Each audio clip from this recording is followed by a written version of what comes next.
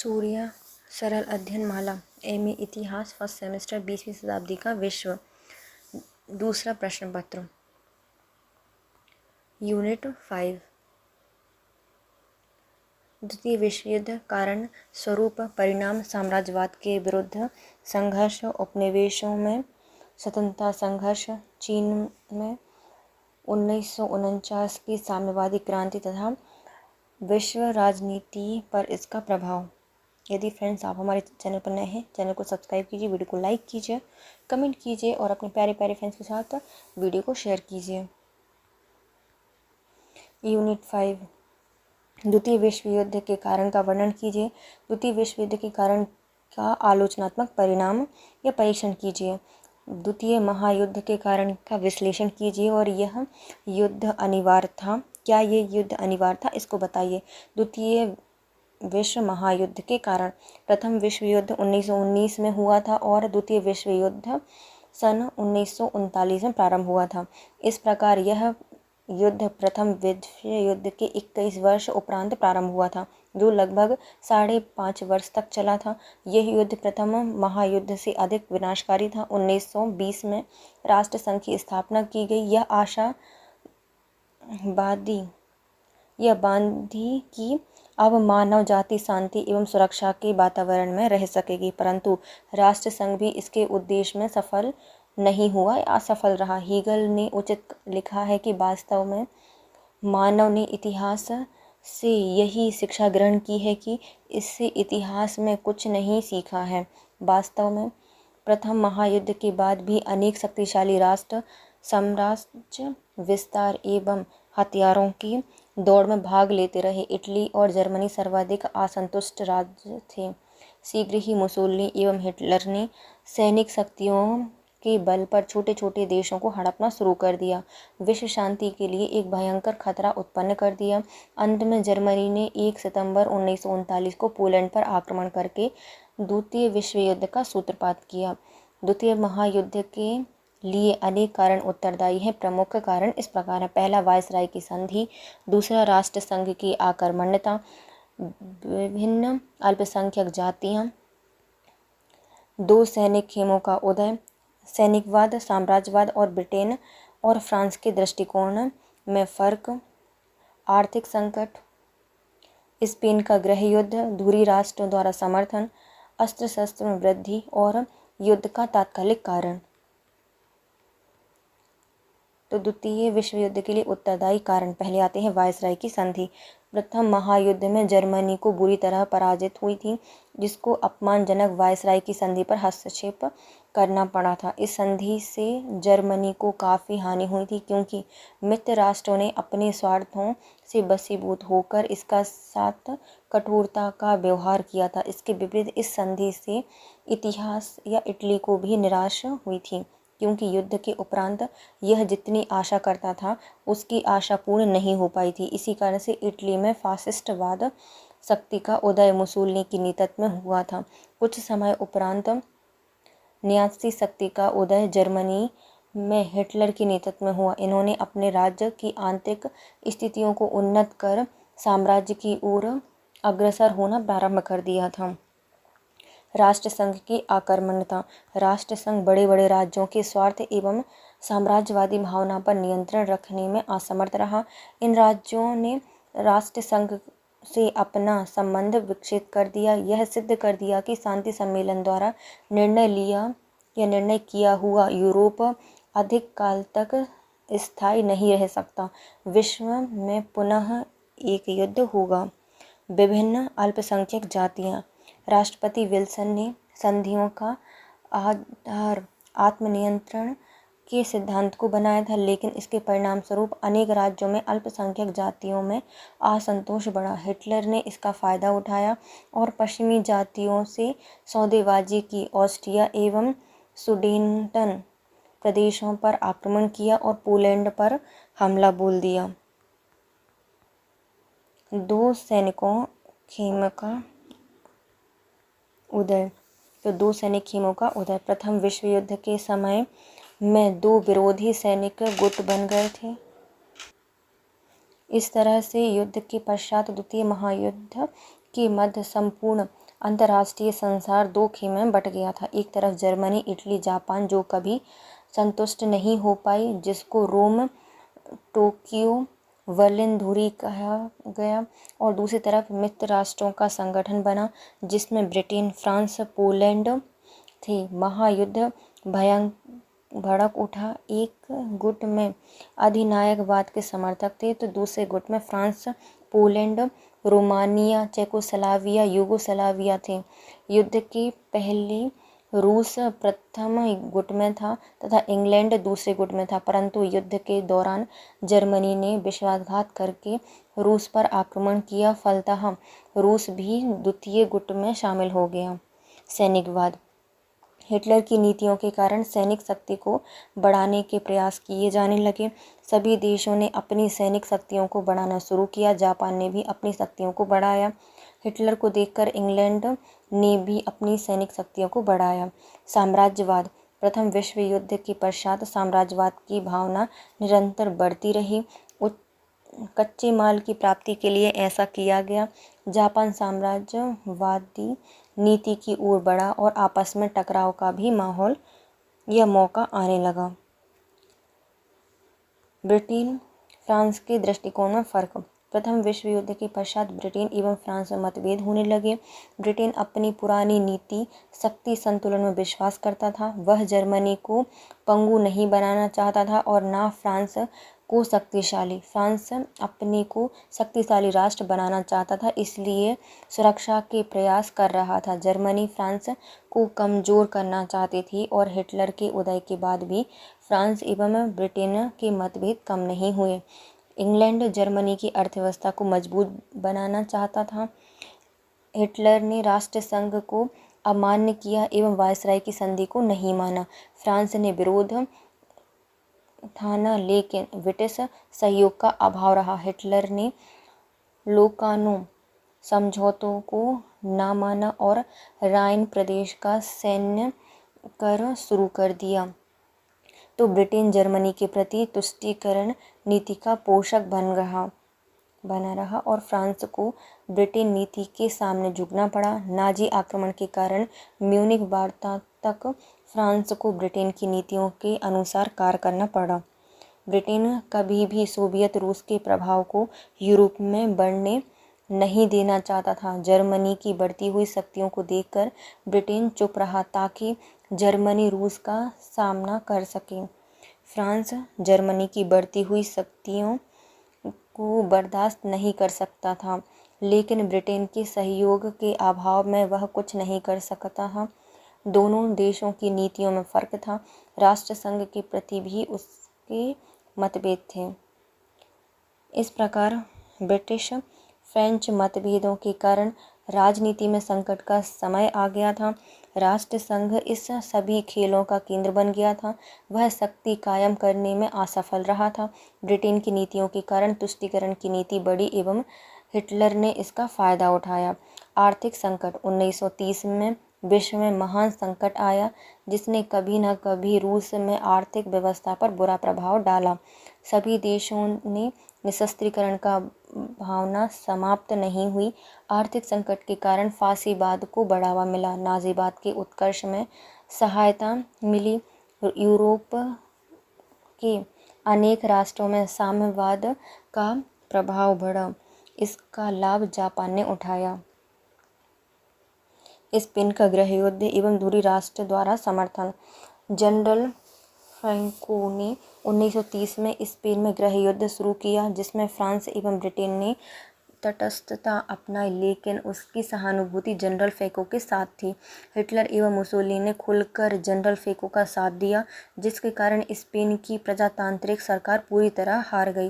Franco की तानाशाही कायम हो गई। इस कारण से फासिस्ट ताकतों को बढ़ावा मिला एवं ब्रिटेन एवं फ्रांस की गीदड़ भक्की समझ में आने लगी। अस्त्र शस्त्र में वृद्धि। युद्ध की आकांक्षा से ग्रस्त होकर संसार का हर एक राष्ट्र अस्त्र शस्त्र की वृद्धि करने में जुट गया। अपनी रक्षा के लिए गुटबंदियों में सम्मिलित होने का प्रयत्न करने लगा। कई बार निशस्त्रीकरण के उद्देश्य से सम्मेलन आमंत्रित किए गए, परंतु कोई भी लाभ नहीं हुआ। युद्ध का तात्कालिक कारण। इंग्लैंड की तुष्टीकरण की नीति ने हिटलर को उकसाया। वह अनेक देशों को हड़पने लगा। उसकी शक्ति बढ़ गई। इंग्लैंड पोलैंड की सुरक्षा चाहता था। हिटलर ने इसकी कोई परवाह नहीं की। उसने पोलैंड पर आक्रमण कर दिया। इसी प्रकार द्वितीय विश्व युद्ध का भी श्रीगणेश हो गया। क्या द्वितीय विश्व युद्ध अनिवार्य था? प्रथम महायुद्ध के बाद ऐसी व्यवस्था स्थापित करने की ओर कदम उठाया गया जिससे भविष्य में युद्ध की संभावना न रहे, किंतु मित्र राष्ट्रों ने दूरी एवं पराजित राष्ट्रों के साथ ऐसा कठोर व्यवहार किया जो सहन करने की सीमा से बाहर था। हाँ, यदि मित्र राष्ट्रों का उनके प्रति अमानुष व्यवहार न होता तो संभव था दूसरे महायुद्ध का विस्फोट न होता। वायसराय की संधि द्वारा जर्मनी को हर संभव तरीके से अपाहिज बनाने का प्रयत्न किया गया। इसी कारण से जर्मनी में हिटलर का उत्कर्ष हुआ। इटली भी इसी संधियों से असंतुष्ट हो रहा था और वह मुसोलिनी को हुंकारने का अवसर मिल गया। इस प्रकार यूरोप में फासिस्टवाद का जन्म हुआ। इंग्लैंड एवं फ्रांस लोकतंत्रात्मक देश होते हुए भी अन्य राष्ट्रों के विकास को सहन नहीं कर सके। कुछ समय बाद जर्मनी, इटली इसके प्रतिद्वंदी के रूप में यूरोप के राजनीतिक मंच पर उदित हुए। राष्ट्रसंघ इनकी साम्राज्यवादी भावना को दबाने में असमर्थ रहा। राष्ट्रसंघ पर इंग्लैंड एवं फ्रांस का प्रभुत्व था। अपने स्वार्थों का त्याग करके ही वे जर्मनी एवं इटली को मनोवृत्ति को सुधार सकते थे, परंतु जब वे स्वयं ही इसके लिए तैयार नहीं थे तब भला यह कैसे संभव था? जर्मनी एवं इटली अपने स्वार्थों को छोड़कर संसार की भलाई की बात सोचते। यूरोप के राज्य विभिन्न गुटों का निर्माण करने लगे। एक ओर फासिस्ट राज्य थे और उसके विरोध लोकतंत्रात्मक राज्य थे। इसी आधार पर कुछ लोगों का यह विचार बना कि द्वितीय महायुद्ध विभिन्न विचारधाराओं के मध्य एक संघर्ष था, किंतु वास्तविकता कुछ और ही थी। इंग्लैंड एवं फ्रांस अपनी प्रधानता को समाप्त होते हुए सहन नहीं कर सकते थे और इसके विपरीत इटली, जर्मनी और जापान अपने अपने साम्राज्य का विस्तार करने की धुन में लगे थे। अतः दोनों में संघर्ष होना अनिवार्य था। इसी कारण से यह विचार कि द्वितीय महायुद्ध के साम्राज्यवादी स्वार्थ एवं हितों की रक्षा की भावना से उत्पन्न एक अनिवार्य अंतर्राष्ट्रीय संघर्ष था। इसलिए यह निश्चित रूप से कहा जा सकता है कि प्रथम महायुद्ध और उसके बाद की परिस्थितियों ने द्वितीय विश्व युद्ध को अनिवार्य कर दिया। यद्यपि इस युद्ध को रोकने का विशेष प्रयत्न किया गया, किंतु यह किसी भी तरह नहीं रुक सका। साम्राज्य भावना से ओतप्रोत राज्य समझते थे कि अन्य राज्य युद्ध करना नहीं चाहते क्योंकि उन्हें युद्ध से भय है। अतः इन्होंने साम्राज्य विस्तार के लिए यह उपयुक्त अवसर समझा। इन्होंने एक के बाद दूसरा राज्य हड़पना शुरू कर दिया। अतः द्वितीय विश्व महायुद्ध होना अनिवार्य था। द्वितीय विश्व महायुद्ध की प्रमुख घटनाओं का संक्षिप्त में वर्णन कीजिए। द्वितीय महायुद्ध की घटना, पहले आता है पोलैंड का युद्ध, फिर रूस का फिनलैंड पर आक्रमण, तीसरा नॉर्वे और डेनमार्क पर आक्रमण, होलैंड और बेल्जियम का पतन, फ्रांस की हार, ब्रिटेन पर हवाई हमला, यूगोस्लाविया और यूनान का पतन, अफ्रीका में युद्ध, ईरान, इराक, सीरिया, रूस पर हमला, जापान और अमेरिका का युद्ध में शामिल होना, यूरोप में युद्ध, ये प्रमुख घटनाएं थीं द्वितीय विश्व युद्ध की। पहला आता है पोलैंड में युद्ध या पोलैंड का युद्ध। जर्मनी ने सर्वप्रथम 1 सितंबर 1939 को पोलैंड पर आक्रमण किया क्योंकि इसके द्वारा उसकी अनुचित मांगें ठुकरा दी गई थीं। आक्रमण से पहले ही जर्मन एवं रूस का इस संबंध में एक गुप्त समझौता हो गया था। जर्मन ने जल, थल और नभ द्वारा पोलैंड की धरा दबोचा एवं पोलैंड इसका सामना न कर सका। जर्मनी और रूस दोनों ने आपस में इसका बंटवारा कर लिया। इसी प्रकार इंग्लैंड एवं फ्रांस द्वारा जर्मनी से कहा गया कि वह पोलैंड से अपनी सेना हटा ले, किंतु उसने कोई ध्यान नहीं दिया। फिर आता है रूस का फिनलैंड पर आक्रमण। रूस ने फिनलैंड की सरकार से कुछ बंदरगाह और द्वीप देने को कहा। जब उस ने उसकी यह मांग नहीं मानी तो 30 नवंबर 1939 को उस पर अपना अधिकार स्थापित कर लिया। किसने? रूस ने फिनलैंड पर। फिर आता है नॉर्वे डेनमार्क पर हमला। 9 अप्रैल 1940 को जर्मनी द्वारा नॉर्वे के कुछ बंदरगाहों पर आक्रमण किया गया। वहां उसने एक नवीन सरकार संगठित कर दी। इसी दिन जर्मनी ने डेनमार्क की राजधानी पर आक्रमण करके डेनमार्क को भी अपने कब्जे में ले लिया। जर्मनी की इन विजयों का परिणाम यह हुआ कि इंग्लैंड के प्रधानमंत्री चैम्बरलेन को अपने पद से त्यागपत्र देना पड़ा और चर्चिल इंग्लैंड के प्रधानमंत्री नियुक्त हो गए। नेक्स्ट आते हैं होलैंड एवं बेल्जियम का पतन। जर्मनी ने 10 मई 1940 को होलैंड पर आक्रमण किया। 14 मई को डच सेनाओं ने जर्मनी के सामने हथियार गिरा दिए। वहां की रानी भागकर इंग्लैंड चली गई। इसी के साथ जर्मनी के बेल्जियम पर भी आक्रमण किया। बेल्जियम की रक्षा करने के लिए ब्रिटिश सेनाएं बेल्जियम में पहुंची। जर्मनी ने इसी आक्रमण के साथ साथ फ्रांसी पर भी आक्रमण कर दिया। 27 मई को बेल्जियम की सेना ने आत्मसमर्पण कर दिया। बड़ी कठिनाई के साथ अंग्रेज एवं मित्र राष्ट्रों की सेनाएं बेल्जियम से निकलने में सफल हुईं।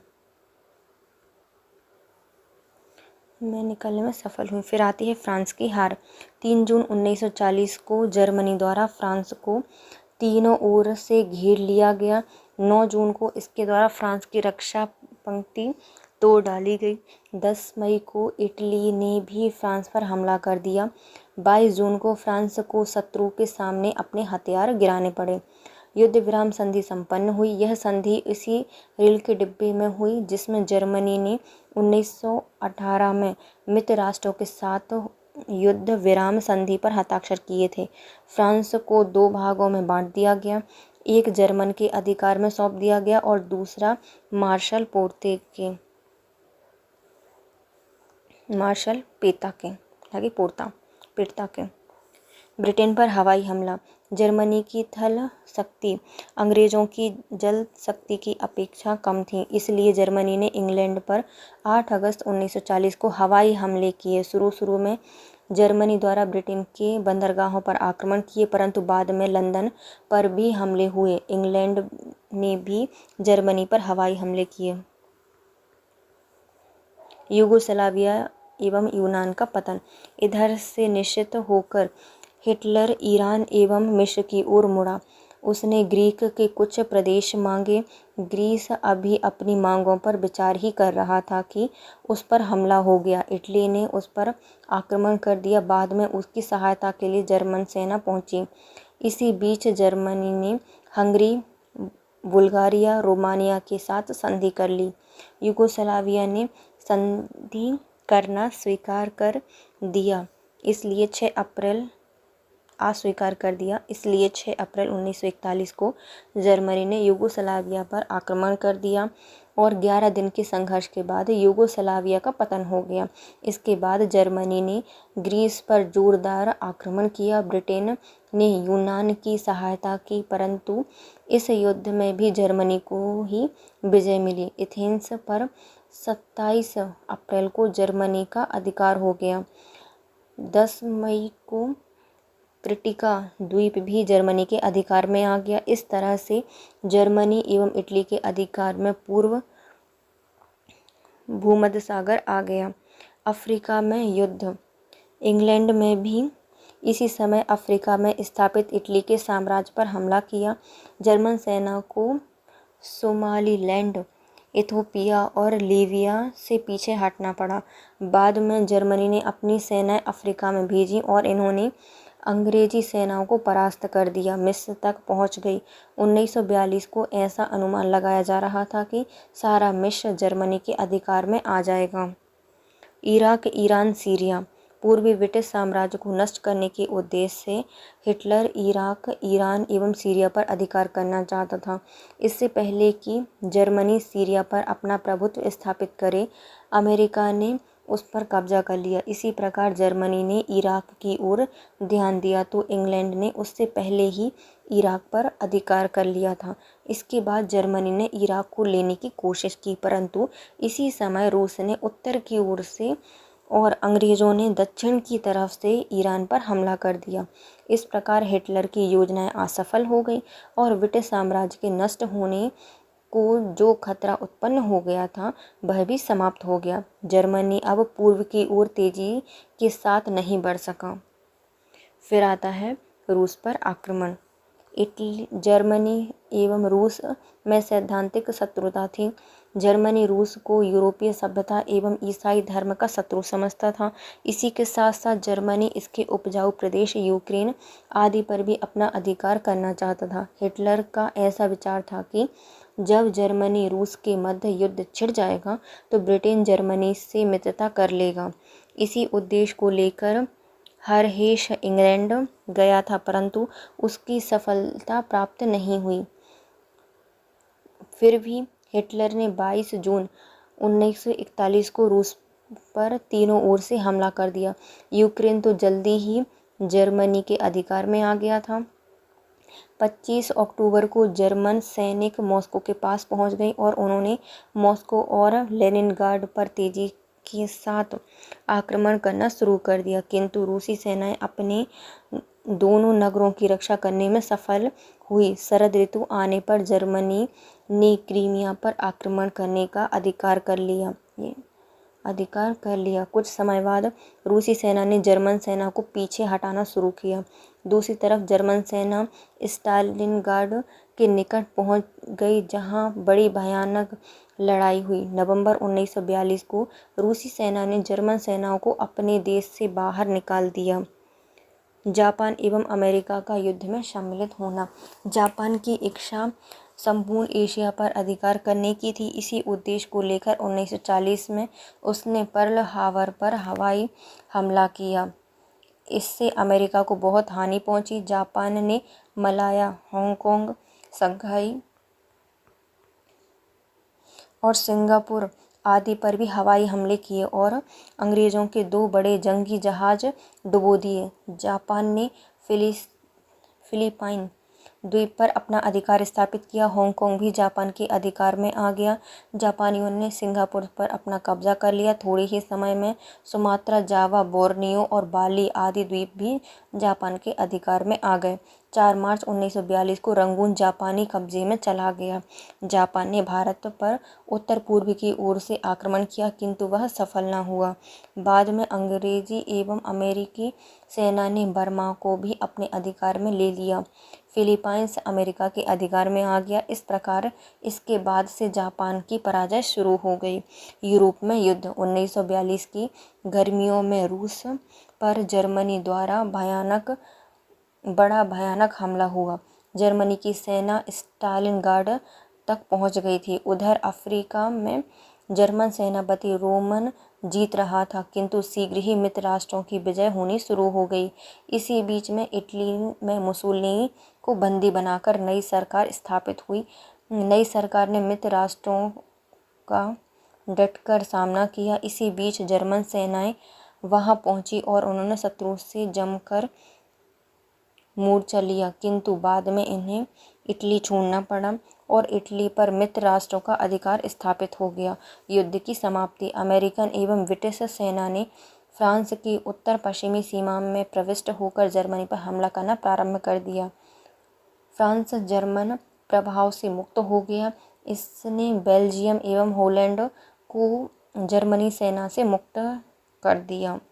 नवंबर 1944 में मित्र राष्ट्रों ने जर्मनी पर स्थल सेना द्वारा हमला कर दिया। रूसी सेनाएं भी जीती हुई जर्मन की सीमा में घुसे हुए रूस ने रोमानिया, ऑस्ट्रिया एवं चेकोस्लोवाकिया आदि को जर्मन प्रभाव से स्वतंत्र कर दिया। जर्मनी की राजधानी बर्लिन पर हमला कर दिया और मई 1945 को बर्लिन रूस सेना के अधिकार में आ गया। इस तरह से मित्र राष्ट्रों को यूरोप पर विजय प्राप्त हुई। अब उनका ध्यान जापान की तरफ गया। रूस ने भी जापान के विरुद्ध युद्ध छेड़ दिया। 5 अगस्त 1945 को हिरोशिमा एवं नागासाकी पर एटम बम गिराए गए, जिससे जापान द्वारा आत्मसमर्पण कर दिया गया। इस प्रकार लोकतंत्र राज्य इस युद्ध में विजयी हुआ। लोकतांत्रिक राज्य विजय हुआ। द्वितीय विश्व युद्ध किन परिस्थितियों के कारण घटित हुआ था, इसका विस्तार पूर्वक वर्णन कीजिए। प्रथम विश्व युद्ध की समाप्ति पर संसार में विचारशील राजनीतियों ने ऐसी अंतर्राष्ट्रीय व्यवस्था करने का प्रयत्न किया जिससे भविष्य में युद्ध का निराकरण हो सके और प्रजातंत्र सुरक्षित हो सके, परंतु 20 वर्ष बाद फिर से भयानक महायुद्ध देखना पड़ा। इसका कारण यह था कि प्रेसिडेंट विल्सन के 14 सूत्रों की दुहाई देते हुए युद्ध बंद करने के कारण इसका प्रकाश नहीं डाला। युद्ध के कारण बने रहे। युद्ध कुछ समय के लिए स्थगित था। इसका फिर से भड़क उठना स्वाभाविक था। मार्शल कास ने कहा है कि यह शांति संधि नहीं है, यह तो केवल युद्ध विराम है। किसी प्रकार एडवर्ड गिवन ने भी लिखा है, इसी प्रकार एडवर्ड गिवन के द्वारा भी लिखा गया है कि यदि अंतिम युद्ध समस्त युद्ध को समाप्त करने के लिए था तो वायसराय की अंतिम संधि समस्त शांति का अंत करने के लिए थी। इसके प्रमुख कारण थे दूसरे विश्व युद्ध के। पहला, रुष्ट राष्ट्रीयता। यह अनेक रूप से प्रकट होती है। इसके अनेक प्रकार होते हैं। इसका रूप जर्मनी में दिखाई दिया। जर्मनी पर अत्यंत कठोर नियम लागू हुए थे। आर्थिक एवं सैनिक प्रतिबंधों को जर्मनी के लोगों ने स्वीकार नहीं किया। जर्मनी में कटुता की भावना दिखाई दी, जिससे राष्ट्रीय अपमान दिखाई दिया। प्रतिरोध की भावना से हिटलर को युद्ध की मनोवृत्ति उत्पन्न करने में सहायता मिली। फिर आते हैं असंतुष्ट राष्ट्रीयता। राष्ट्रीयता की भावना का एक रूप था असंतुष्टि राष्ट्रीयता। आत्मनिर्माण के सिद्धांत को माना गया था। इसका मतलब है कि प्रत्येक राष्ट्र को आत्म निर्णय का अधिकार प्राप्त था, परंतु संधि के पश्चात पराजित राष्ट्रों की उपेक्षा की गई। जर्मनी को इस विषय में शिकायत थी। विभिन्न राष्ट्रों के कारण इस सिद्धांत का अमल नहीं हो सका। जर्मनी ने सुडेटलैंड को शामिल किया और पोलैंड पर आक्रमण किया। राष्ट्रीयता की भावना का आर्थिक रूप। राष्ट्रीयता की भावना का तीसरा रूप आर्थिक था। बढ़ती हुई जनसंख्या के कारण ऐसा हुआ। 1929 से 1930 में आर्थिक मंदी के कारण यह स्थिति और बिगड़ी। जापान ने मंचूरिया पर आक्रमण कर लिया और इटली एवं जर्मनी ने भी कसर नहीं छोड़ी। फिर आते हैं उग्र राष्ट्रीयता। राष्ट्रीय भावना का चौथा रूप था उग्र राष्ट्रीयता। प्रथम विश्व युद्ध के पश्चात उग्र राष्ट्रीयता की भावना अधिक बढ़ गई थी। पहले तो उतना नहीं था, लेकिन अब उग्र राष्ट्रीयता की भावना बढ़ गई थी। तानाशाहों का उदय। उस समय राष्ट्रीयता का रूप उग्र बनाने में तानाशाहों का उदय भी कारण है। जर्मनी एवं इटली ने इसका जन्म हुआ और युद्ध का प्रारंभ भी हिटलर ने ही किया था। राष्ट्रसंघ की असफलता। राष्ट्रसंघ क्यों बनाया गया था? क्योंकि युद्ध को रोक सके, लेकिन युद्ध को रोकने के लिए राष्ट्रसंघ की स्थापना की गई थी, परंतु यह असफल रहा। इस प्रकार से राष्ट्रसंघ असफल हुआ। फिर आते हैं साम्राज्यवादी शिविर की तुष्टीकरण की नीति। इसके अलावा जो साम्राज्यवाद के शिविर हैं उनमें भी युद्ध की स्थिति पैदा हुई। प्रथम विश्व युद्ध के पश्चात जर्मनी के भविष्य, क्षतिपूर्ति समस्या एवं सामूहिक सुरक्षा के बारे में इंग्लैंड एवं फ्रांस में मतभेद के कारण शक्ति संतुलन के मसलों में ज़्यादा खटास दिखी। फिर आती है तुष्टीकरण की नीति। ब्रिटेन एवं फ्रांस ने तुष्टीकरण की नीति अपनाई। प्रथम विश्व युद्ध के पश्चात ब्रिटेन एवं फ्रांस की विदेशी नीति में अंतर रहा।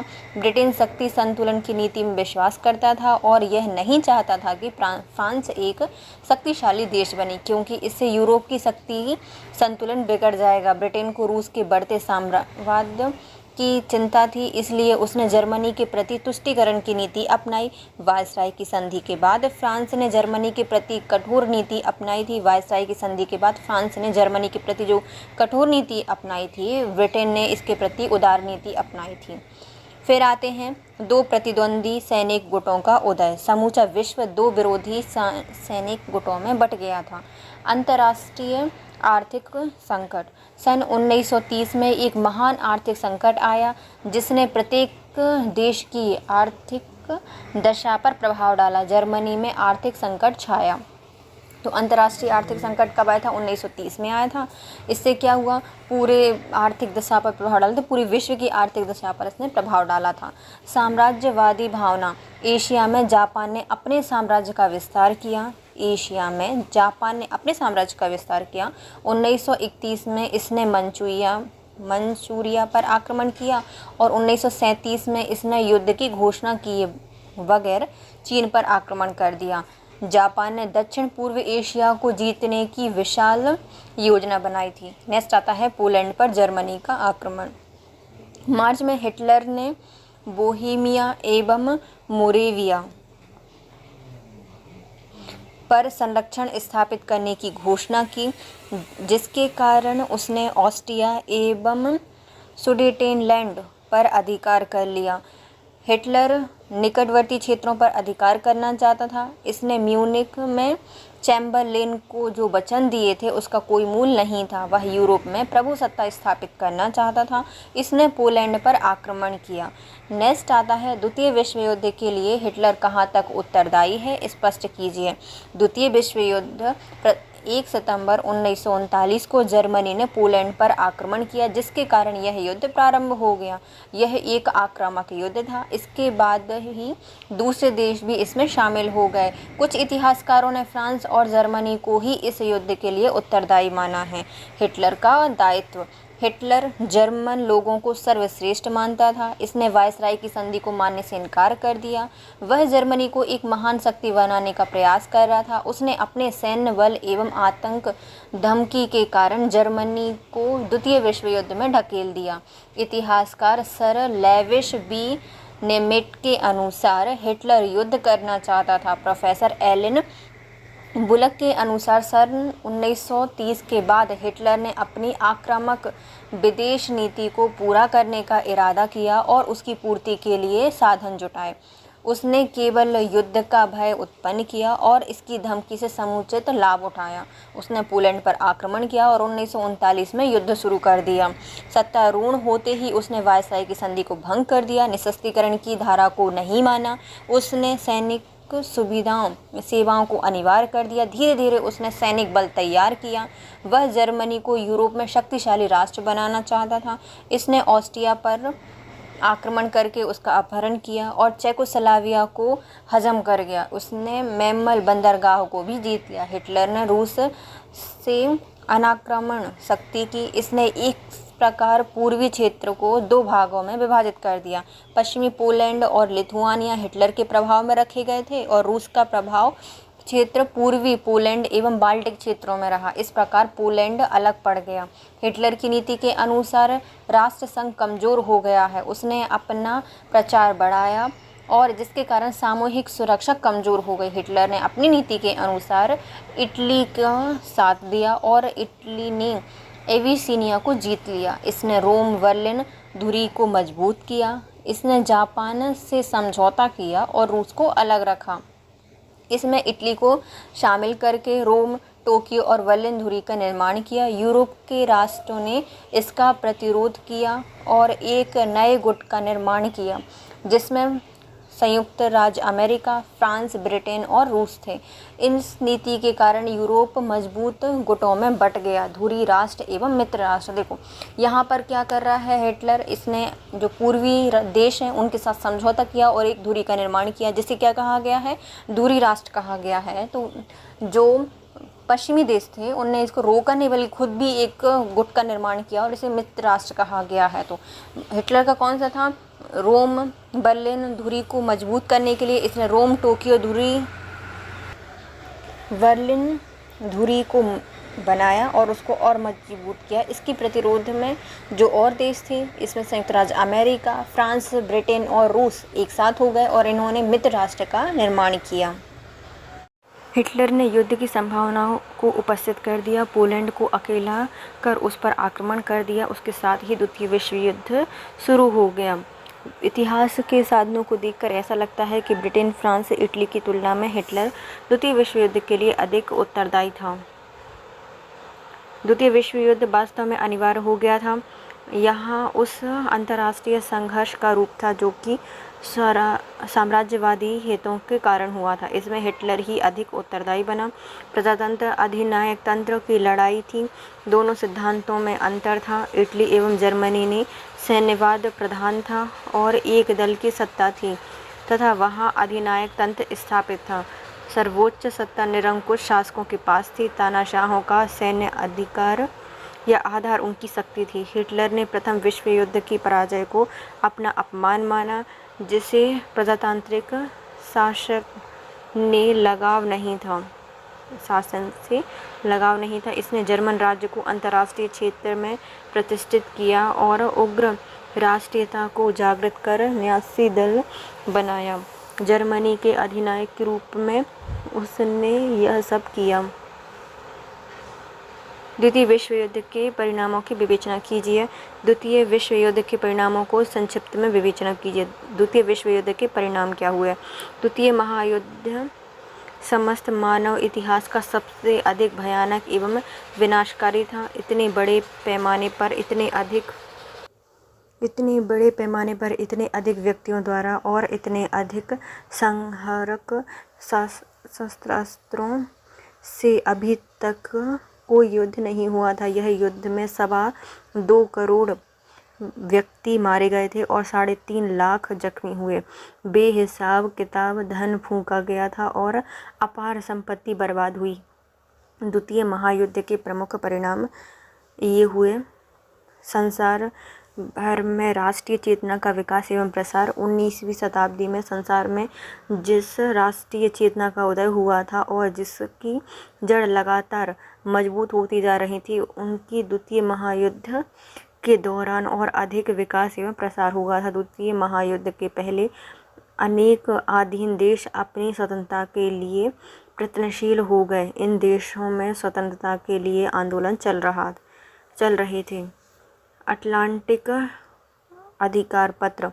जब संयुक्त राज्य अमेरिका के राष्ट्रीय रूजवेल्ट और इंग्लैंड के प्रधानमंत्री चर्चिल ने अगस्त 1941 में विश्व में स्थानीय शक्ति के लिए कुछ सिद्धांतों की घोषणा की, यह घोषणा अटलांटिक अधिकार पत्र के नाम से प्रसिद्ध हुई। इस घोषणा में व्यक्ति एवं राष्ट्र की स्वतंत्रता को स्थायी शक्ति के लिए आवश्यक बताया गया था। इस घोषणा में जो देश अपनी स्वतंत्रता के लिए प्रयत्न कर रहे थे, उनमें विशेष आशा थी और विश्वास का संचार हुआ। उन्हें अपनी स्वतंत्रता निकट दिखाई पड़ने लगी। अमेरिका एवं रूस संसार में 2 सबसे शक्तिशाली राज्य। विश्व महायुद्ध के पहले संसार में 7 शक्तिशाली राज्य थे। उनमें 5 इंग्लैंड, फ्रांस, जर्मनी, रूस, इटली यूरोप में थे। जापान एवं संयुक्त राज्य अमेरिका ये 2 और थे। महायुद्ध में हार जाने पर जर्मनी, इटली, जापान तो बहुत ही कमज़ोर हो गए। विजयी राज्य इंग्लैंड एवं फ्रांस भी खोखले पड़ गए। फलतः अमेरिका एवं रूस ही 2 संसार भर में सबसे अधिक शक्तिशाली राज्य रह गए। लोकतंत्र एवं साम्यवाद में संघर्ष का प्रारंभ। विश्व में 2 सबसे अधिक और प्रायः एक समान शक्तिशाली राज्यों में से अमेरिका की निष्ठा लोकतंत्र में और रूस की साम्यवाद में थी और है फलतः द्वितीय विश्व युद्ध या महायुद्ध के बाद के वर्ष इन 2 विरोधी विचारधाराओं एवं आदर्शों के संघर्ष का युग हुआ। मानव इतिहास में एक नवीन संघर्ष प्रारंभ हुआ और यह संघर्ष अब भी जारी है। युद्ध विरोधी प्रतिक्रिया।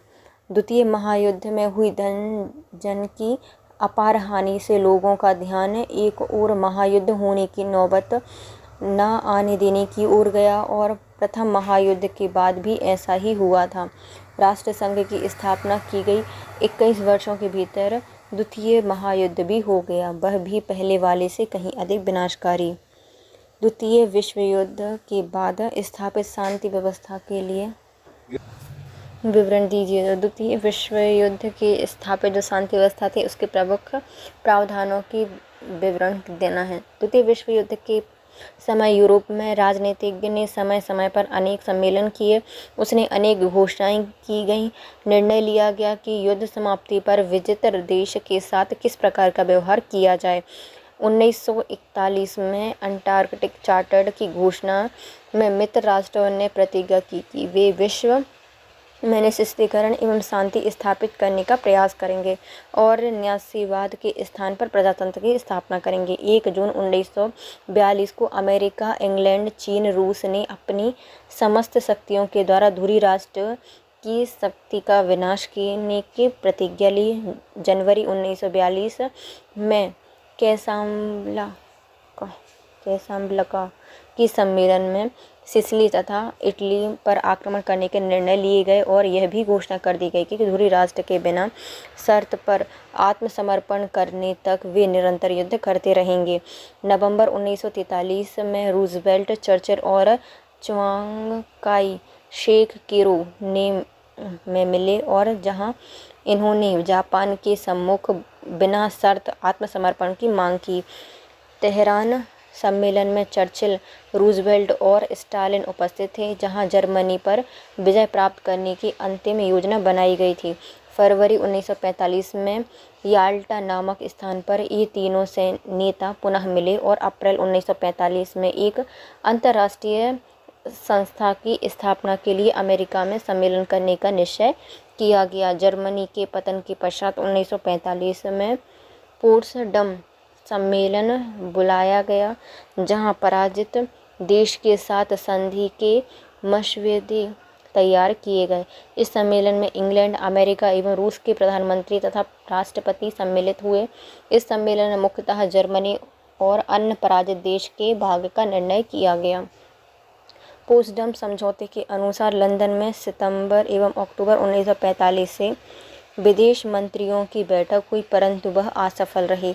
तदुपरांत मॉस्को में तीनों देशों के विदेश मंत्रियों की एक अंतिम बैठक हुई। उनकी अगली बैठक 1946 में मई में, जून, जुलाई में पेरिस में हुई थी। इस बैठक में 15 महीने के निरंतर परिश्रम के पश्चात पराजित 21 देशों के साथ संधि के मसौदे तैयार किए गए थे। 5 संधियों को अंतिम रूप प्रदान किया गया था और इन पर 10 फरवरी 1947 को 5 पराजित देशों के साथ एवं मित्र राष्ट्रों के प्रतिनिधियों के हस्ताक्षर हो गए थे। इन संधियों में निम्नलिखित निर्णय लिए गए थे। पहला, इटली के साथ संधि। इटली को अपने अनेक छोटे छोटे जिले फ्रांस को सौंपने पड़े थे, जिसमें सेंट बर्नार्ड आदि शामिल था। डाल्मेशिया के तट के कुछ प्रदेश यूगोस्लाविया को दिए गए। इस्ट्रियन प्रायद्वीप, ब्रेस्ट तथा उसके निकटवर्ती प्रदेशों को सुरक्षा परिषद के नियंत्रण में स्वतंत्र क्षेत्र घोषित कर दिया गया था। रोल्स के प्रदेश यूनान को प्राप्त हुए। अफ्रीका में स्थित इथोपिया एवं अल्बानिया की स्वतंत्रता को भी उससे स्वीकार करना पड़ा था। इथोपिया में हैली सेलासी को पुनः राजा का पद प्रदान कर इटली से मुक्त कर दिया गया था। इटली का निःशस्त्रीकरण करने की भी व्यवस्था की गई थी। इसे सुरंग, समुद्री गोले और पनडुब्बी आदि बनाने का अधिकार नहीं था। इसकी वायुसेना को भी घटा दिया गया था। क्षतिपूर्ति के रूप में उसे $10 करोड़ अल्बानिया एवं यूगोस्लाविया को प्रदान करने पड़े। हंगरी के साथ संधि। हंगरी की सीमाएं 1 जून 1938 के आधार पर पुनः निर्मित कर दी गई थी। नवंबर 1938 के वियना समझौते को रद्द कर दिया गया था। कुछ प्रदेश यूगोस्लाविया को, ट्रांसिल्वेनिया, रोमानिया को प्राप्त हुए थे। उससे भी एक बड़ी रकम क्षतिपूर्ति के रूप में चेकोस्लोवाकिया एवं यूगोस्लाविया को देने का निर्णय लिया गया था। हंगरी का निःशस्त्रीकरण कर दिया गया था और उसकी सैन्य संख्या निश्चित कर दी गई थी। डेन्यूब नदी का जलमार्ग पर राष्ट्रों के लिए खोल दिया गया था डेन्यूब नदी को। फिर आता है बुल्गारिया के साथ संधि।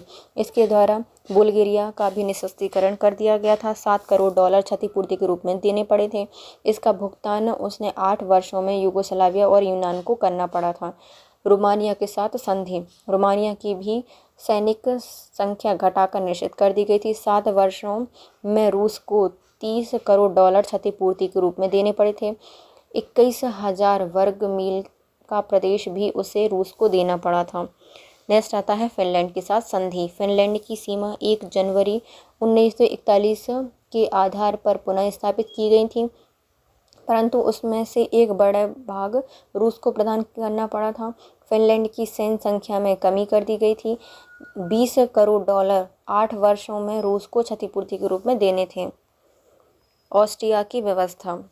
अप्रैल 1946 में रूस की सेनाओं ने ऑस्ट्रिया में प्रवेश कर नाज़ी सरकार का अंत कर दिया। वहां पर पुनः लोक सत्तात्मक शासन विधान की स्थापना की। वहां की शांति एवं व्यवस्था स्थापित करने के लिए अनेक नियम बनाए गए। दिसंबर 1945 में नए मंत्रिमंडल का भी निर्माण किया गया। 9 मंत्री जनता दल एवं 6 मंत्री समाजवादी दल के और 1 मंत्री साम्यवादी दल का था। इस प्रकार रूस ने ऑस्ट्रिया पर अपना नियंत्रण स्थापित किया। अमेरिका, इंग्लैंड, फ्रांस रूस के इस कार्य से अप्रसन्न थे।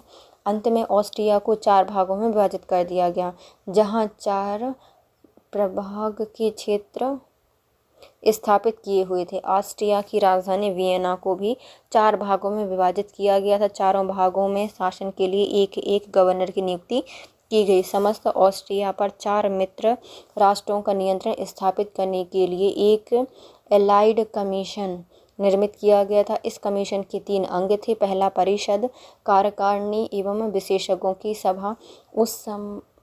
इस प्रकार युद्ध के समय मित्र राष्ट्रों ने ऑस्ट्रिया के प्रति जो सहानुभूति प्रदर्शित की थी, उसे नाज़ी अत्याचार का शिकार स्वीकार किया गया और उसकी घोषणा से ऑस्ट्रिया को सद्व्यवहार की जो आशा थी वह समाप्त हो गई। ऑस्ट्रिया पर नियंत्रण स्थापित करने पर भी साम्यवादी विचारकों का प्रसार हुआ और कुछ समय पश्चात यह रूस के ब्लॉक में सम्मिलित हो गया।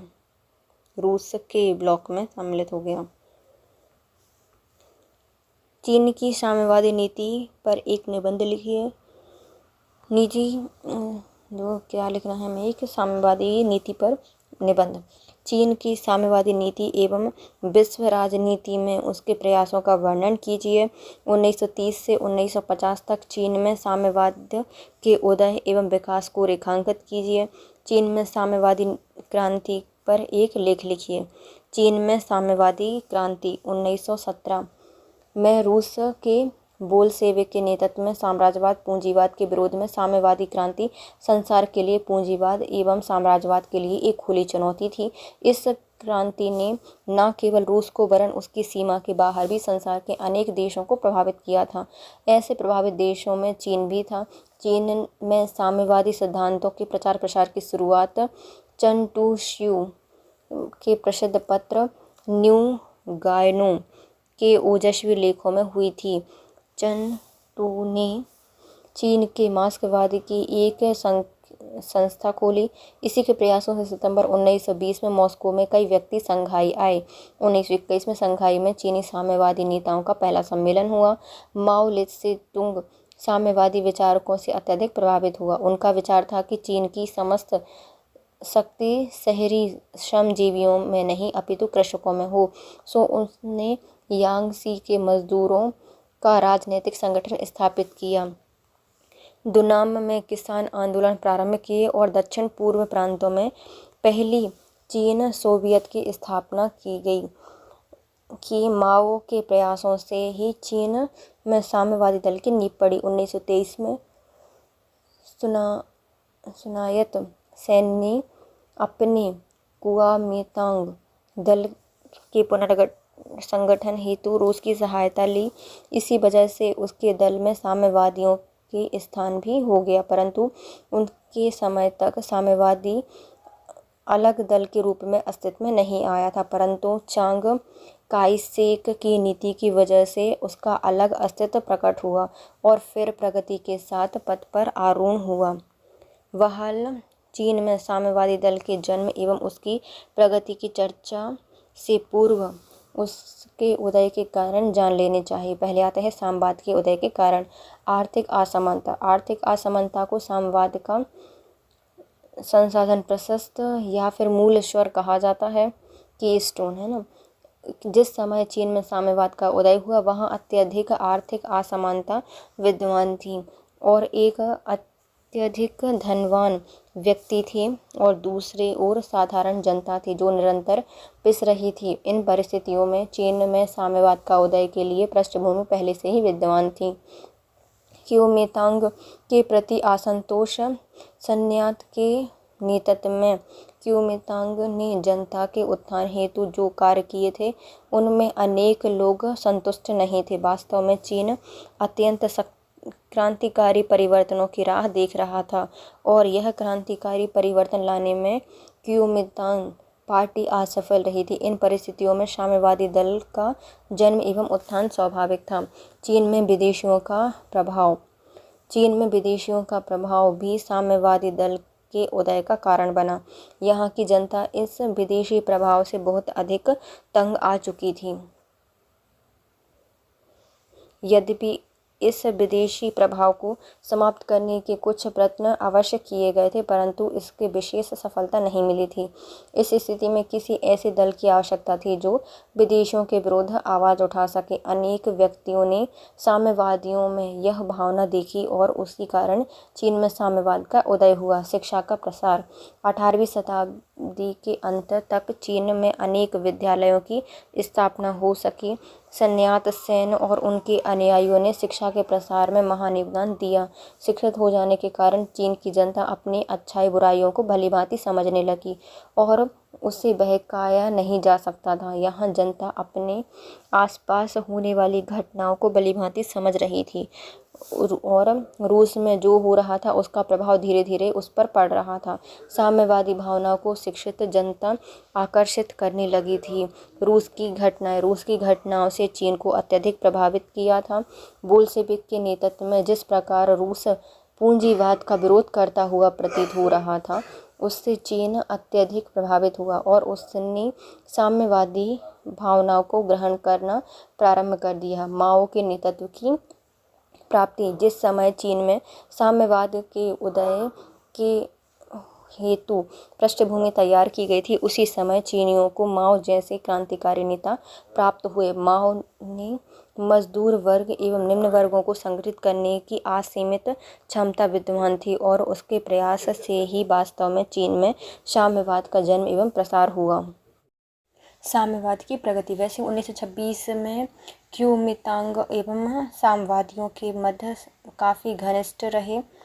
संबंध काफ़ी घनिष्ठ रहे। जब चीनी सेना ने चियांग के नेतृत्व में उत्तर में प्रसार किया और हेंगकू को अपना केंद्र बनाया साम्यवादी एवं क्योमितांग के मध्य मतभेद उत्पन्न हो गए। इसी समय भारतीय सेना M.N. रॉय ने हेंगकू के नेताओं को सूचना दी कि साम्यवादी क्योमितांग की शक्ति घटाने का प्रयास कर रहे हैं।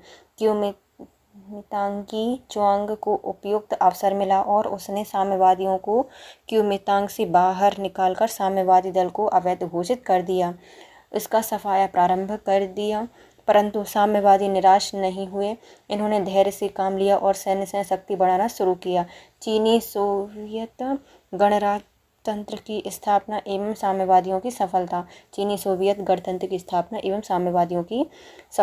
1930 तक चीन का साम्यवादी आंदोलन काफ़ी सशक्त हो गया था।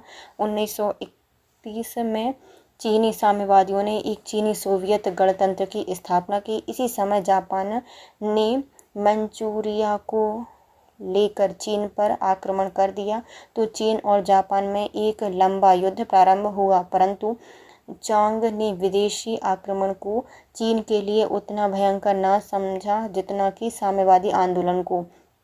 इसने जापान के प्रतिरोध को उतना अधिक महत्व नहीं दिया, साम्यवादियों को कुचलने के लिए अधिक महत्व दिया। इस समय जापान की सेना चीन के प्रदेश पर आक्रमण कर उन पर अधिकार कर रही थी। इन दिनों चांग की सेना साम्यवादियों के दमन में लीन थी। इस समय चीन में साम्यवादियों की शक्ति निरंतर घटती गई। परंतु जब चियांग की सेना उत्तरी अभियान पर सामंतों का दमन करने के लिए चली तो साम्यवादियों को अपनी शक्ति बढ़ाने का अच्छा अवसर मिल गया। उन्होंने क्यांगसी प्रांत के दक्षिण पर्वतों में अपनी गोरिल्ला युद्ध नीति की छापामार पद्धति जिसे भारत में शिवाजी ने अपना चुके थे उसका अभ्यास कर अपने को आक्रमण करने योग्य बनाया। 1930 में इन्होंने क्यांग्सी पर अधिकार कर लिया। उस समय नानकिंग सरकार प्रसिद्ध सामंतों इन एवं फिंग के संयुक्त मोर्चों को नष्ट करने में लगी हुई थी। चांग ने साम्यवादियों पर निरंतर 4 आक्रमण किए परंतु निष्फल रहे। 1933 में क्यांग्सी के दक्षिणी एवं फ्यूकिन के पश्चिमी भाग में सोवियत स्थापित हो चुकी थी, जिसके अतिरिक्त इसका प्रभाव समस्त क्यांग्सी, ह्यूए, क्यांगटान, हुनान एवं अनहुई प्रांत पर प्रत्यक्ष रूप से दिखाई देता था। देश के किसान साम्यवादियों के साथ थे।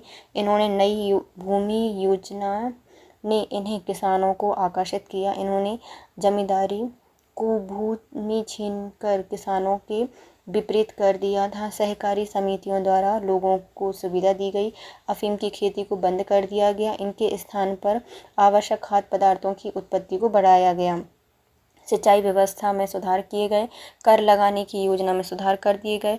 इन विकास कार्यों को पाकर जनता बहुत खुश हुई। मजदूरों की दशा सुधारने के लिए उनके वेतन बढ़ाए गए। उनके काम करने के घंटे नियत कर दिए गए। अच्छे रहन सहन की सुविधाएं देकर श्रमजीवियों के जीवन स्तर को उठाने का क्रियात्मक प्रयत्न किया गया। अतः संभवतः साम्यवाद ने वहाँ के कृषकों और मजदूरों का मन मोह लिया था और देश साम्यवादी प्रभाव में आ गया था। इसके विपरीत नानकिंग सरकार राष्ट्रीय एकता की स्थापना के चक्कर में युद्ध योजनाओं में ही व्यस्त रही। परिणाम यह हुआ कि राष्ट्र निर्माण के कार्य समुचित ढंग से नहीं कर पाई। लाल सेना 1 अगस्त 1927 में क्योमितांग की 20वीं सेना ने विद्रोह कर दिया। इसी सेना में से कुछ सैनिक चुनकर चूतेह ने नई सेना बनाई।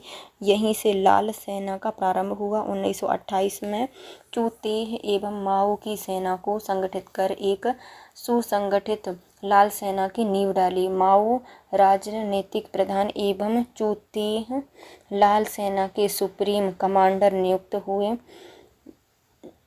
जिस समय चांग उत्तरी अभियान में लगा हुआ था उस समय साम्यवादी सेना अपनी शक्तियों के विकास में लगी हुई थी। लाल सेना को इन्होंने अपूर्व ढंग एवं अद्भुत अनुशासन के नियम में बांधने का प्रयत्न किया। सेना की नीति, उसके संचालन एवं सिद्धांतों में महत्वपूर्ण सुधार किए गए। हथियारों की व्यवस्था सुधर गई। उस समय तक सेना में अनेक दोष थे: अनुशासनहीनता, आवारापन, अस्थिर मनोवृत्ति, जनसंपत्ति का गलत प्रयोग, संगठन का ढीलापन। लाल सेना की त्रुटियां थीं। 1929 में लाल सेना की पार्टी की कॉन्फ्रेंस में सैन्य सुधार का महत्वपूर्ण निर्णय किया गया। माओ एवं चूतेह ने मिलकर युद्ध की नीति बनाई। युद्ध नीति में मुख्य रूप से निम्न नारे निश्चित किए गए थे: जब शत्रु आगे बढ़ता है हम पीछे हटेंगे, जब शत्रु पड़ाव करता है तो हमें उससे परेशान करते हैं, जब शत्रु लड़ाई से बचता है या बचना चाहता है उस समय हम उस पर टूट पड़ते हैं, जब दुश्मन पीछे हटता है तो हम उसका पीछा करते हैं। गोरिल्ला रणनीति से लाल सेना को बहुत सफलता मिली। यह फौज जनता के संपर्क में रहती थी, इसलिए इसका प्रभाव जनता पर भी पड़ने लगा। सैनिकों की संख्या दिनों दिन बढ़ती रही, इसलिए लाल सेना के अनुभवी एवं बुद्धिमान नेताओं ने फौज के संगठन एवं अनुशासन पर बहुत बल दिया। 8 महत्वपूर्ण नियमों का पालन करके सैनिकों को कठोरता से करना पड़ता था। इन नियमों का सार इस प्रकार है: लोगों के साथ सज्जनता एवं नम्रता का व्यवहार करना है, लोगों की सहायता करनी है, ईमानदारी बरतो, किसी की चीज़ मुफ्त में ना लो, मांगी चीज़ लौटा दो, सफाई, शुद्धता एवं सच्चरित्रता पर ध्यान रखो। इसके अतिरिक्त अनुशासन के निम्नलिखित 3 और नियम थे: पहले, आज्ञा का शीघ्र पालन करो, किसानों की कोई चीज़ मत छीनो, जमींदारों की जब्त की गई चीज़ें सरकार में तुरंत जमा कराओ। लाल सेना के कार्य: लाल सेना को मजबूत बनाकर उसे प्रक्रियावादी चांग से मुकाबला करने के लिए तैयार किया गया था। चांग के 4 हमलों को इसी सेना ने विफल किया था। पांचवें बड़े आक्रमण के दबाव से लाल सेना 1934 से 1935 तक उत्तर की ओर अभियान किया। जापानियों के विरुद्ध चांग से मिलकर एक संयुक्त मोर्चा गठित किया। लाल सेना का नाम परिवर्तित करके 8वीं रूट सेना रखा गया और यह 8वीं रूट सेना नानकिंग सरकार की देखरेख में हो गई। चांग काई शेक एवं साम्यवादी दल में संघर्ष पर चांग साम्यवादी खतरे को समाप्त करने पर तुला हुआ था। 1933 तक चांग ने साम्यवादियों को फ्यूकिन, यूनान एवं अनहुई प्रांत जो कोंग चांगतांग की सरकार के अंतर्गत थे निकालने के लिए 4 आक्रमण किए। तृतीय आक्रमण चांग ने स्वयं सेनाओं का नेतृत्व किया और चौथे आक्रमण के समय कियोमितांग की सबसे उत्तम सेनाएं खोजी गईं, लेकिन इन चारों आक्रमणों में चांग की सेना बुरी तरह से पराजित हुई। इस बारे में ऊपर लिखा जा चुका है। प्रत्येक बार लाल सेना ने नानकिंग सेनाओं को पूर्ण रूप से नष्ट भ्रष्ट कर दिया। अपनी इस विजय से प्रोत्साहित होकर साम्यवादी सरकार ने आसपास के प्रदेशों में अपना आधिपत्य बढ़ाना प्रारंभ किया।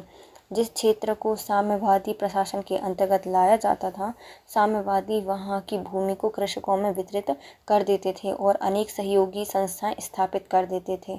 इनकी देशभक्ति, शुद्ध आचरण, साहस एवं आर्थिक नीति के कारण यह साम्यवादी सरकार शीघ्र ही लोकप्रिय हो गई। जनता के अंदर साहित्यिक आंदोलन भी जाग गया।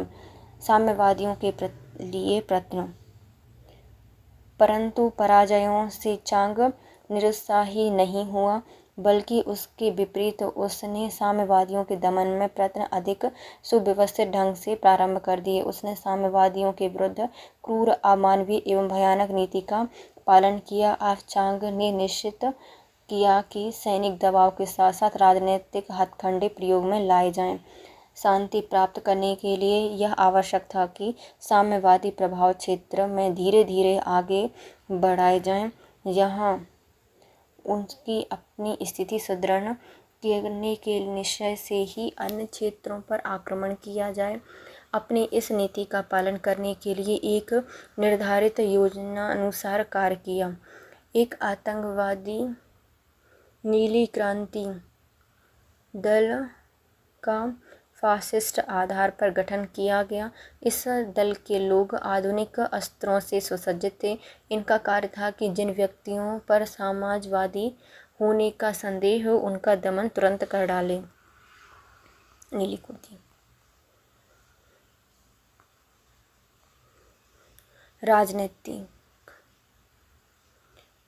राजनीतिक स्तर पर कम्युनिस्टों के खिलाफ कई संगठन की स्थापना की गई। इसमें सर्वप्रमुख नवजीवन आंदोलन था, जिसका मुख्य उद्देश्य युवा वर्ग का समर्थन प्राप्त करना था। तीसरा आता है कियोमितांग सरकार की सेना ने राजनीतिक शिक्षा का प्रसार किया। उनमें उन विचारों को प्रसारित किया जिनका प्रतिपादन कियोमितांग सरकार की ओर से होता था। जनता को यह बताया जाता था कि साम्यवादी देश उनके शत्रु हैं और परिणाम स्वरूप साम्यवादियों के दमन के लिए कियोमितांग सेना के उत्साह में आशाजनक उन्नति हुई। जिन प्रदेशों को साम्यवादियों के चंगुल से मुक्त किया जाना था, उन क्षेत्रों में जमींदारों एवं जागीरदारों एवं पूंजीपतियों का संगठन स्थापित किया जाता था। उसके अवसर पड़ने पर सरकार को इस संगठन का सहयोग मिलता था। साम्यवादी विचारधारा से सर्वाधिक चिंतित जमींदार एवं पूंजीपति वर्ग कियोमितांग का प्रबल समर्थन था। दल को उनके उदार आर्थिक सहयोग प्राप्त होती रहती थी। साम्यवादी विचारधारा का दमन करने के लिए परंपरावादी मृत कन्फ्यूशियसवादी विचारधारा को पुनः जीवित किया गया था। इस आंदोलन को सांस्कृतिक पुनर्जागरण कहा गया है। इस नवीन आंदोलन के अंतर्गत यह प्रयास किया गया था कि युवा वर्ग में चीन के प्राचीन आदेश, व्यवहार, रीति रिवाज एवं प्राचीन संस्थानों के प्रति निष्ठा की भावना उत्पन्न की जाए। साम्यवादी प्रभाव को दूर करने के लिए विस्तृत आर्थिक सामाजिक सुधारों की योजना बनाई गई थी। उपरोक्त कार्यक्रम को स्वीकार कर लेने के पश्चात चांग काई शेक ने आधुनिक शस्त्रों से सुसज्जित विशाल सेना साम्यवादी का दमन करने के लिए भेजी। सेना की सहायता के लिए एक आधुनिक वायुसेना भी थी। इस सेना का प्रधान नाजी जर्मनी का अवकाश प्राप्त जर्मन वान सिक्ट नियुक्त किया गया था। उसने चारों ओर से घेर कर साम्यवादियों को कुचलने की योजना तैयार की। साम्यवादी क्षेत्र की चारों ओर से आर्थिक घेराबंदी कर दी और नए क्षेत्रों में सेनाओं के आवागमन के लिए सड़कों का निर्माण किया। सोवियत सरकार की सहायता से साम्यवादियों ने जिन उद्योगों का निर्माण किया था उन पर बम वर्षा करके उसे नष्ट कर दिया गया। इससे ऐसा प्रतीत होने लगा कि साम्यवादियों का दमन करने में इस बार चांग काई शेक को अवश्य सफलता प्राप्त होगी और साम्यवादी नष्ट भ्रष्ट हो जाएगी। परंतु चांग की प्रयास सफलता प्राप्त नहीं हुई। साम्यवादी क्रांतियों का परिणाम क्या हुआ? प्रथम विश्व युद्ध के बाद संसार का एकमात्र साम्यवादी देश सोवियत रूस था। दूसरे विश्व युद्ध के बाद संसार की सबसे अधिक जनसंख्या वाला देश चीन साम्यवादी बना। साम्यवादी चीन की सफलता सुदूर पूर्व में संयुक्त राज्य अमेरिका की कूटनीति की विफलता थी। साम्यवादी चीन की स्थापना से कई नई अंतर्राष्ट्रीय समस्याएं उत्पन्न हुईं। इसके साथ वीडियो होता है complete guys. If you like my video please share subscribe and comment. Thank you so much guys, have a nice day.